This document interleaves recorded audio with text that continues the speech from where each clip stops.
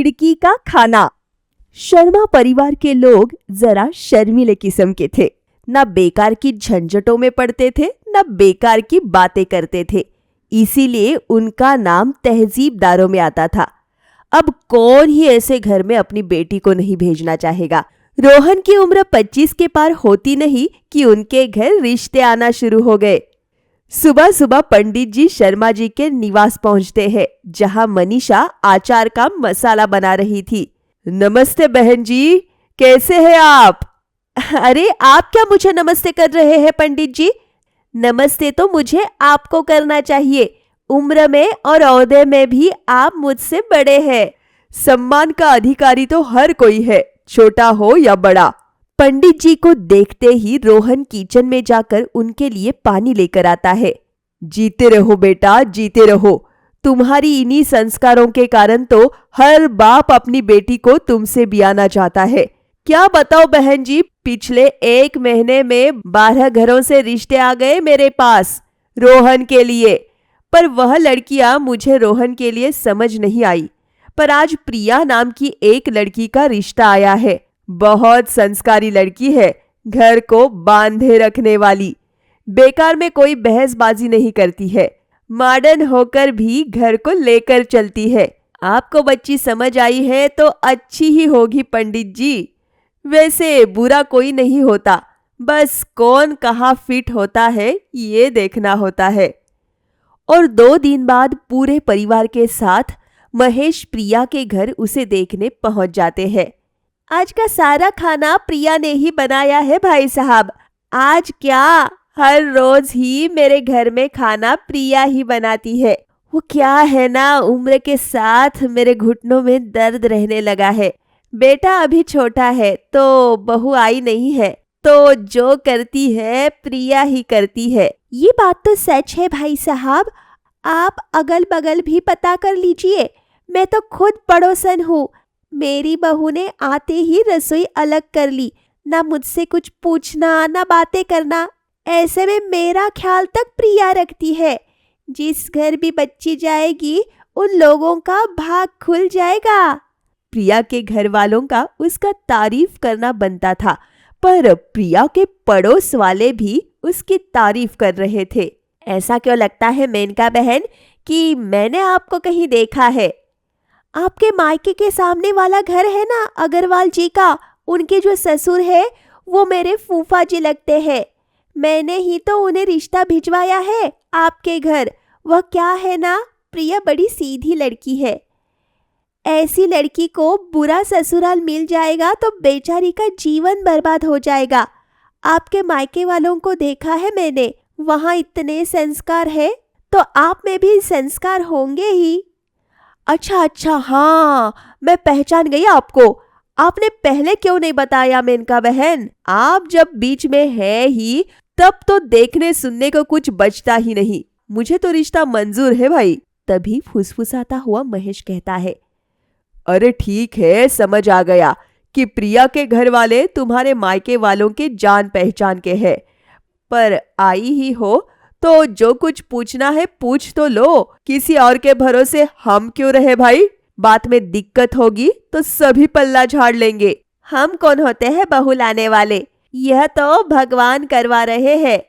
और जो रोहन की किस्मत में होगा वो तो हो ही जाएगा। जहां मायका और मैके के लोगों की बात आ जाती है, फिर किसी औरत को कुछ नहीं सूझता। मनीषा तो फट से हाँ कर देती है और बहू बनकर प्रिया रोहन के घर आ जाती है। मुंह दिखाई की रस्म में आसपास की औरतें आती है। सभी प्रिया का चेहरा देखकर उसके हाथ में सगुन रखती जाती है। किसी ने कोई अरेंजमेंट भी नहीं की है नाश्ते की। अगल बगल वाले लोग क्या सोचेंगे? लगता है मम्मी पापा जी को ज्यादा इन चीजों की समझ नहीं है।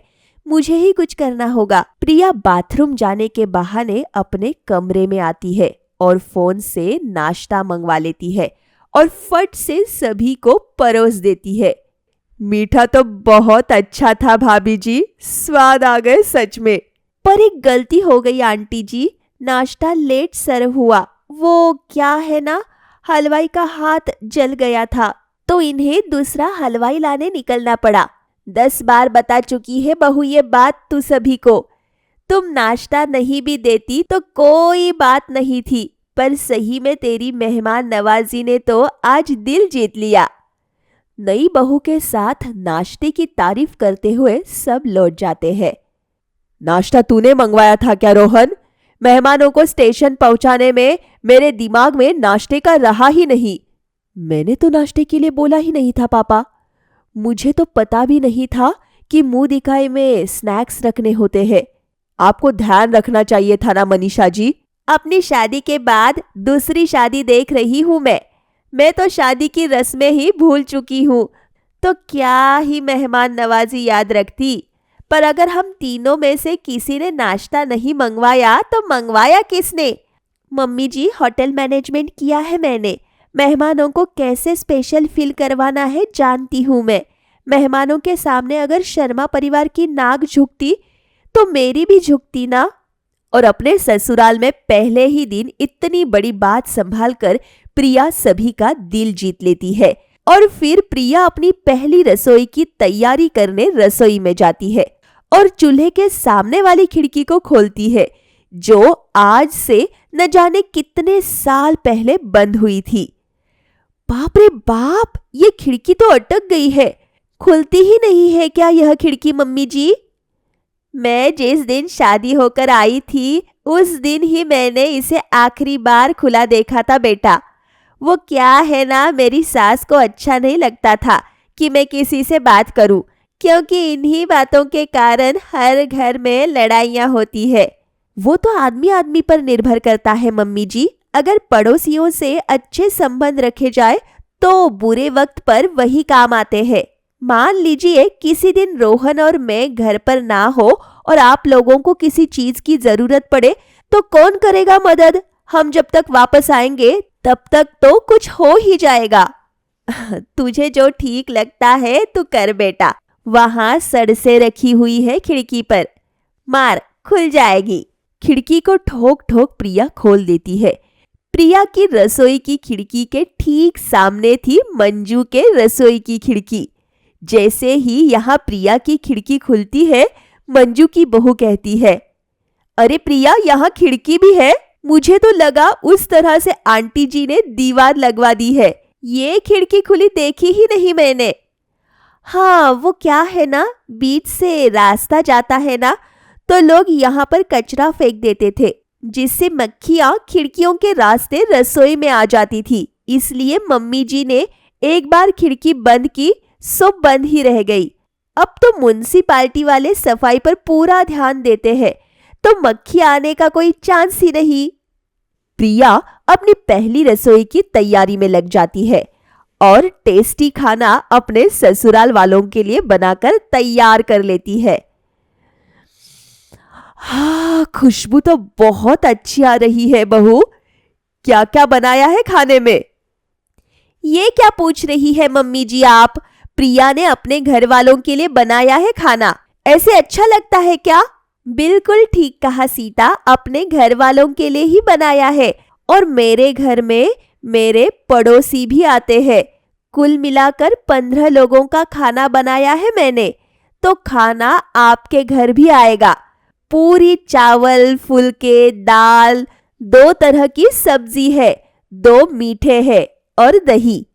एक पूरी थाल तैयार कर अपनी खिड़की से प्रिया सीता को पकड़ा देती है। इतना सब कुछ देने की क्या जरूरत थी प्रिया? वैसे सच बताऊं तो तुमने मेरे एक टाइम की मेहनत बचा दी। सीता के घर खाना देने के बाद प्रिया अपनी ससुराल वालों के लिए खाना लगाती है। अरे, हमारे घर की संस्कृति बरकरार रखते हुए तुमने आते ही रसोई संभाल ली। ये बहुत अच्छा लगा बहू, और खाना बहुत अच्छा बना है। आपने अच्छा बोल दिया, मेरी मेहनत सफल हो गई पापा जी। हम तो खा रहे हैं प्रिया, तुम भी खाने बैठ जाओ। अरे, अभी मुझे बहुत काम है रोहन जी। पहले मोहल्ले वालों के यहाँ मेरी पहली रसोई का खाना पहुँचा कर आती हूँ, फिर मैं खा लूंगी। आसपास वालों से जितने अच्छे संबंध रहे उतना अच्छा है। प्रिया बाकी पड़ोसियों के घर भी खाना पहुँचाने निकल जाती है। जिंदगी भर अपने सास ससुर की सेवा की मैंने, लगता है उसका फल भगवान ने मुझे प्रिया के रूप में दे दिया। यहाँ कोई बहना सास ससुर के लिए खाना नहीं बनाना चाहती और प्रिया आसपास वालों के लिए भी खाना बना रही है। अब तो आपके मन की शंका खत्म हो गई है ना महेश जी? मेरे मैके की तरफ की लड़कियां अच्छी ही होती है। इतनी अच्छी बहू किसी के घर नहीं होगी जो हमारे घर आ गई। प्रिया संबंध बनाने में बहुत आगे थी। वही एक ही बार में घर वालों के साथ आसपास के लोगों का दिल भी जीत लेती है। एक शाम महेश घर वापस लौट रहा होता है जहां उसे मनमोहन मिलता है। बहू के आते ही शरीर पर चर्बी आ गई भाई साहब। यह मनमोहन आज मुझसे इतनी मीठी मीठी बातें कैसे कर रहा है? इसके परिवार वालों से तो हमारी बात ही नहीं होती। सच में क्या? और हो भी सकता है बहू इतना ख्याल जो रखती है, किसी चीज की फिक्र ही नहीं करनी पड़ती मुझे। बहुत प्यारी बच्ची है प्रिया। अपनी पहली रसोई में हमारे घर खाना लेकर आई थी। बताइए कौन करता है पड़ोसियों के लिए इतना? अरे बातों बातों में मैं भूल ही गया कि मैंने आपको क्यों रोका था। वह मेरे बेटे की शादी है तो आपके पूरे परिवार के साथ आपको आना ही है। मनमोहन से शादी का न्योता मिलने के बाद हंसते हंसते महेश अपने घर वापस आता है और वह कार्ड मनीषा को दिखाता है। मनमोहन भाई साहब को तो हमने रोहन की शादी में बुलाया ही नहीं था, फिर भी उन्होंने हमें कार्ड भेजा है। न्योता क्या दिया, रिश्ते बनाना चाह रहे हैं वो। अब बहू ने उसे जाकर खाना जो खिला दिया है, बहू के खाने का दीवाना हुआ पड़ा है। जानता तो वो भी है कि आजकल की बहुएं कैसी है। अपनी बहू टेढ़ी आ गई और उसने खाना नहीं पूछा तो फिर हमारे घर आना शुरू कर देगा। अरे आप तो ज्यादा ही बुरा सोच लेते हैं। यह सोचिए, जो माजी के समय में संबंध खराब हुए थे वह बहू के आते ही जुड़ने लगे हैं। प्रिया के ससुराल वाले कहीं भी जाने निकलते तो मोहल्ले वाले उनके सामने प्रिया की तारीफ जरूर करते। इसी तरह दिन बीतते जा रहे थे।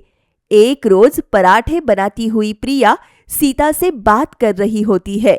कब से देख रही हूं मैं, तो बस हाँ हूं में जवाब दे रही है। सब कुछ ठीक तो है सीता? हाँ प्रिया, सब कुछ ठीक है। वो क्या है ना, कमर में जरा दर्द लगता है तो गलत से सो गई थी मैं। ऐसे में रोटियां बनाने में कमर और भी भारी हो रहा है। तो तूने ये बात पहले क्यों नहीं बोली सीता? मैं भी तो रोटियां ही बना रही हूँ। सब्जी बनाई है क्या तूने? नहीं बनाई है तो बनाने की कोई जरूरत नहीं है।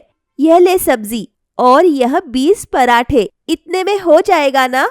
अरे सब कुछ तुम मुझे दे दोगी तो तेरे ससुराल वाले क्या नाश्ता करेंगे?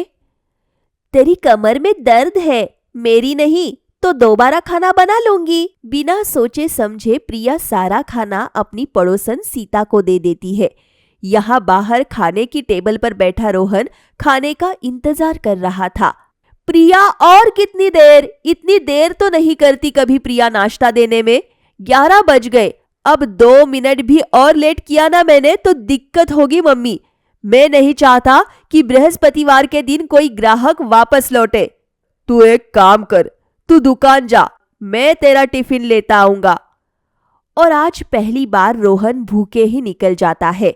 रात के खाने पर नाश्ते में हुई गलती की भरपाई करने प्रिया रोहन के मनपसंद गोभी प्याज के पराठे बनाती है। अरे बड़ी अच्छी खुशबू आ रही है। आज क्या बन रहा है प्रिया की रसोई में? आज इन्हें भूखा ही जाना पड़ा था। मुझे बहुत बुरा लगा, इसलिए इनके फेवरेट गोभी प्याज के पराठे बना रही हूँ। गोभी तो ठीक है, पर पराठे में प्याज? तवे पर प्याज डालती हो तुम? हम तो चकला बेलन तवा से प्याज दूर ही रखते हैं, इसीलिए तो मुझे इतनी टेंशन हो रही है। स्लैब पर ही पराठे बेलूंगी और कढ़ाई में सेकूंगी। बातें करती हुई प्रिया पराठे बनाती जाती है और सभी को परोसती जाती है। ये पराठा तो जला हुआ है। मेरी भी प्लेट का पराठा जला ही हुआ है बेटा। मैं तो बस मुंह बंद करके खाए जा रही हूँ कि घर का माहौल खराब हो जाएगा। अब 2 बात मैं कहूंगी तो बहू भी 4 बातें कह देगी। क्यों लोगों को हंसवाना। आजकल बहू का ध्यान कहाँ रहता है पता नहीं। कभी खाना बनाने में देर करती है तो कभी खाना जला देती है। अब आप उसे कुछ जाकर बोलने मत लग जाइएगा। हो जाती है गलती, मैं कर लूंगी बात। पर अब बात कहाँ संभलने वाली थी, क्योंकि प्रॉब्लम तो बस शुरू हुई थी। आज पड़ोस वाले तो प्रिया से बड़े खुश थे, पर अपनी बहू को पड़ोसियों को बांटकर परेशान शर्मा निवास के लोग होने वाले थे। एक शाम महेश के घर उसके कुछ दोस्त उससे मिलने आए हुए थे। बहू, अरे ओ बहू, जरा भाई साहब के लिए चाय नाश्ता लगाओ। हाँ पापा जी, अभी लगा रही हूँ। प्रिया रसोई में जाती है और चाय तैयार करने लगती है कि तभी वह देखती है कि सीता रसोई में नहीं है। इस वक्त तो सीता रसोई में आ जाती है। क्या बात हो गई? कहीं उसे कोई प्रॉब्लम तो नहीं है? प्रिया सीता को आवाज लगाती है। सीता, अरे ओ सीता, ठीक तो हो ना तुम? अरे बेटा, वो सीता के तो सर में बहुत दर्द है, वो कमरे में लेटी हुई है। सीता के सर में दर्द है? कुछ दिन पहले उसकी कमर में दर्द हो रहा था, आज सर में? मुझे तो कोई टेंशन की बात लग रही है आंटी जी। वही तो प्रिया, न करण घर पे है न करण के पापा। समझ नहीं आ रहा क्या करूं। आप फिक्र मत कीजिए, मैं अभी आती हूँ आंटी जी। महेश के दोस्तों को हॉल में ही छोड़कर प्रिया उनके सामने सीता के घर निकल लेती है और पूरे 1 घंटे के बाद लौटती है, जहां उसका स्वागत उसके ससुर की बड़ी बड़ी आंखें करती है। मेहमान चले गए पापा जी? तो क्या करते, तुम्हारी चाय उबलने का इंतजार करते रहते। अरे वो क्या हुआ ना पापा जी, सीता के सर में बहुत दर्द हो रहा था। आंटी जी तो कुछ जानती ही नहीं, तो डॉक्टर को कैसे बुलाती? मैं तो बस डॉक्टर को बुलाने के लिए गई थी। आपको पता है सीता को क्या हुआ है? अरे किसी को कुछ भी निकले बेटा, दुनिया भर का ठेका लिया है क्या तुमने? मुझे तो लगता है यह खिड़की खोलना ही सबसे बड़ी गलती हो गई। अरे आप ऐसा क्यों बोल रहे हैं पापा जी? मैं खिड़की से कूदकर थोड़ी ना गई थी, मैं तो सामने दरवाजे से गई थी। अगर आपको मेरा जाना अच्छा नहीं लग रहा था तो आप मुझे रोक देते। वैसे भी मैं तो पड़ोसी धर्म निभा रही थी। किसी दिन मैं और ये घर पर ना रहे और आपको किसी चीज की जरूरत पड़ी तो आएंगे ना पड़ोसी ही काम। मैं इस घर में ना रही तो इसी चीज का हवाला दे दे कर तो इतने दिन निकाल दिए बहू तुमने। अब बस बहुत हुआ। और अगली सुबह वह हो जाता है जो प्रिया ने सोचा भी नहीं था। प्रिया के घर के बाहर रेत और सीमेंट गिरने लगते हैं। सुबह सुबह सीमेंट की मशीन के चलने की आवाज सुनकर प्रिया अपने कमरे से बाहर आती है। अरे ये क्या, घर के रिनोवेशन का काम शुरू हो रहा है क्या रोहन जी? आप लोगों ने मुझे बताया भी नहीं। बड़ी गंदगी होगी चारों तरफ। मैं पहले ही खाना तैयार करके रख देती हूँ, वरना फिर सीमेंट की धूल खाने में गई तो पापा जी को खाना अच्छा नहीं लगेगा और इल्जाम आएगा खिड़की पर। खाना तो तुम्हें जल्दी बनाकर रखना ही पड़ेगा बहू, क्योंकि यह काम रसोई में ही हो रहा है और अब खिड़की पर कभी इल्जाम आएगा ही नहीं, क्योंकि खिड़की बंद करवा रहे हैं तुम्हारे पापा जी। प्रिया को धक्का लग जाता है, पर वह कुछ भी नहीं कहती।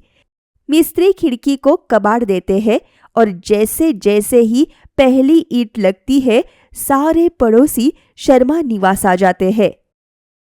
यह काम मत कीजिए भाई साहब, इस खिड़की को बंद मत कीजिए। क्या गलती हो गई महेश, जो तू रसोई की खिड़की बंद कर रहा है? कोई बात हो गई क्या बहू? कोई तकलीफ है तो हमें बता। सोसाइटी में ऐसा कोई नहीं है जिसकी इस खिड़की ने फायदा ना पहुंचाया हो। यह खिड़की बंद नहीं होनी चाहिए भाभी जी। वही तो बात है मनमोहन, सभी को इस खिड़की से फायदा हो रहा है, सिवाय हमारे। आज तक जिनके लिए प्रिया खड़ी थी, आज वह सब प्रिया के साथ खड़े हो जाते हैं। हम देते हैं गारंटी कि अब से प्रिया का ध्यान खिड़की के कारण नहीं भटकेगा, और अगर ऐसा हुआ तो आपके घर का खाना हम सब पहुंचाएंगे। बिल्कुल। महेश मुस्कुरा देता है। प्रिया भी अपनी गलती समझ जाती है और सब ठीक हो जाता है।